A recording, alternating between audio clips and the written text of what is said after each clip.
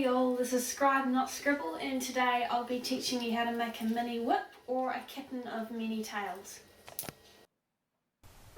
So, first off you're going to need two USB cables, and I say USB cables because yes, that is what I'm using, and also I don't possess great immeasurable lengths of parachute cord like everyone else who's making whips seems to.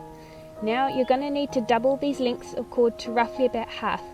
This will help with the width and sturdiness of the whip, and no, you don't have to, but all the other patterns I attempted to learn off all seem to loop in and one end and out the other, and quite frankly I don't have time for that. I'm teaching you how I make a whip here, not replicate the great works of Monet with string theory. Once you have your two USB cables diligently folded over, take your first one and fold it over again. Now take your other one and fold that over as well, overlapping your first cable in the process. Repeat this until you have a decent enough handle size, yet still retaining some free edges for your tassels. Now take your third USB cable, you'll only need 4, and begin to thread it in and out of your other two that have been woven into each other. You'll start to see now why I specifically left the first twisting loose. On my first time doing this, everything was all way too tight and it didn't really work out. You need things loose to be able to thread your cord in and out easily. Notice how I'm using the narrower end kind of like a needle. This leaves the larger end free to scourge like a barb, and it is so much easier without trying to ram the larger end through the handle, so to speak. Once you've sewn the end in and out to reach the top, it'll pay to go back down again re-sewing things. This helps with all the blind spots and little flyaways that you may have missed the first time.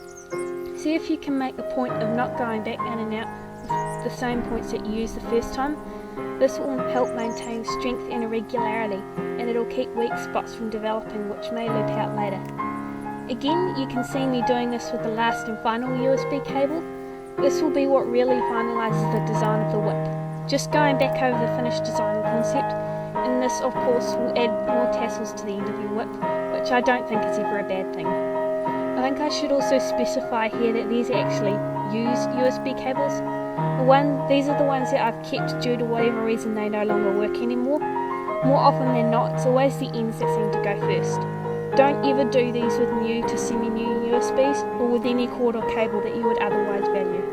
I don't think I need to say that twisting and playing with USB cables, or with any such cable for that matter, stresses and puts pressure on the tiny wires inside. And if you're attempting to make some sort of electrical whip that could potentially shock a person, then there is a chance that it may not work to the best of expectations. If anything, try putting the shocking wire inside a protective tube or casing and see if you can try braid around that. Hope this helps, or at the very least amuses some of you all, and feel free to leave a like, comment or subscribe.